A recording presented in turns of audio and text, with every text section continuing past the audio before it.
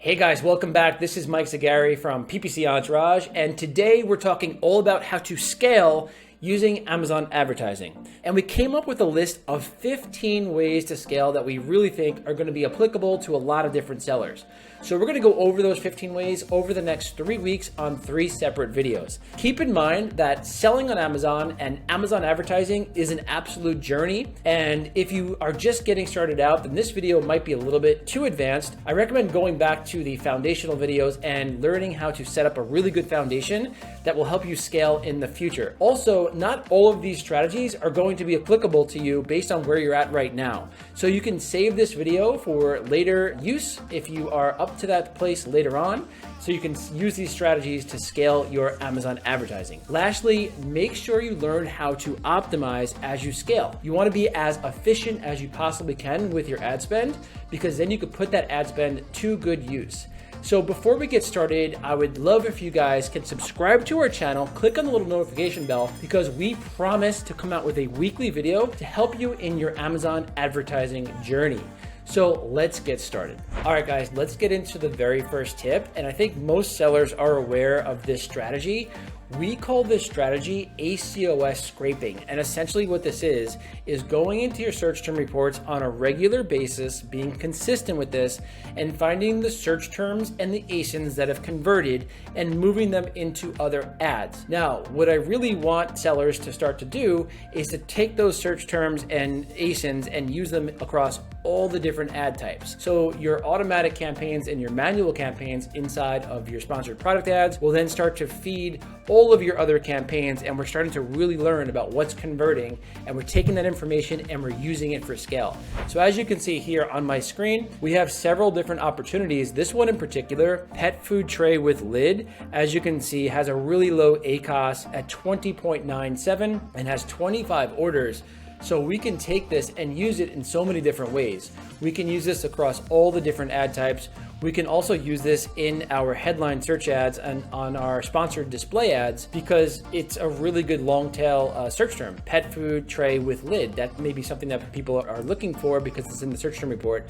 Why not use that in our ad creative? All right, number 2 is running single keyword campaigns. So now this is a bit of a controversial play. Not everyone does these types of campaigns, but there are specific benefits to running single keyword campaigns.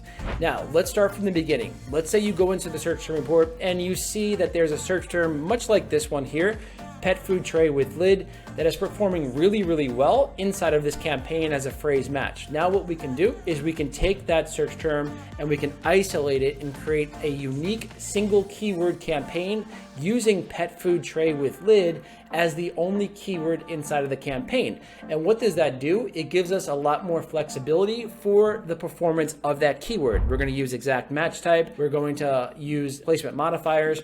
We can actually tweak the performance just for that keyword, which we can't do if there are multiple keywords inside of a campaign. We can do things like placement modifiers. We can do dynamic bidding specifically to that keyword. So if you have a really good keyword that's performing, break it out and test it out, which gives you the ultimate amount of control for that keyword. Yes, it's a little bit more work when it comes to optimizing, but it gives you a lot more control over the performance of that keyword. All right, strategy number 3 is to adjust your bidding strategy. Now, most sellers start off with dynamic bids down only, and that's a great way to start. As you can see, this is default on the campaigns, and prior to 2019, dynamic bids down only was what all sellers were using.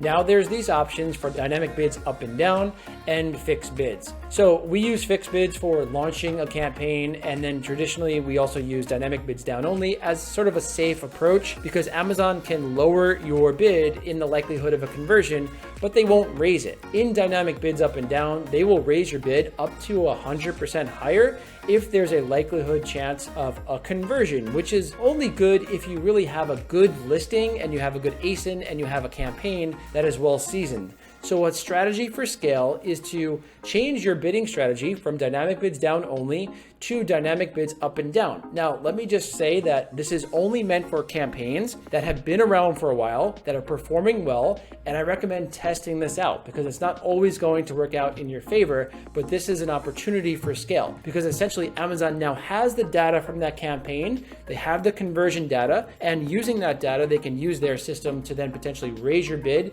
when there's a likelihood or a good chance that you'll get the sale. All right, tip number 4 is to uncap your budgets where applicable. So this is really important because if you have a really low budget on a campaign, specifically one that's doing really well, you're basically putting a chokehold on that campaign. And we want to tell Amazon, hey, if this campaign is doing well, I want to be seen and have visibility at all times. So you don't want to put that chokehold on a campaign. So this strategy is called uncapping. And as you can see here, we have really high budgets for these campaigns. You could even go even higher than this, but essentially you want to put this much higher than the daily ad spend for this particular campaign because you want to uncap the budget and give Amazon more freedom to show your ads whenever they can. All right, guys, tip number 5 is to schedule time for a creative brainstorming session. Creativity is certainly coming into the mix now with Amazon advertising. Back in the day, it was really simple and easy to set up campaigns. Now you have to be creative, and this gives you the unique advantage over your competition. I think that those who are not lazy with this, who schedule time to become creative, are really going to pull ahead of their competition. And what do I mean by being creative? Well, you can go on Amazon, you can look at your competitors' ads, their videos, their lifestyle photos, and start to think about where can you make some tweaks and improvements to your ads to be even better. You could even go off of Amazon on Instagram, look at the hashtag of your main keywords, start to see what the followers are doing, what they're liking, what they're not liking, just to give you some ideas.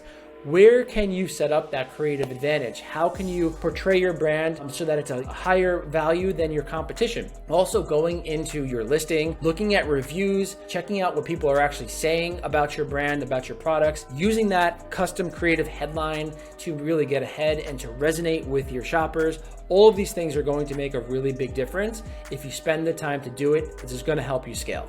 Once again, make sure to subscribe to our channel because we are going to deliver really incredible value every single week to help you grow your brand on Amazon. I will see you soon and have an amazing week. Take care.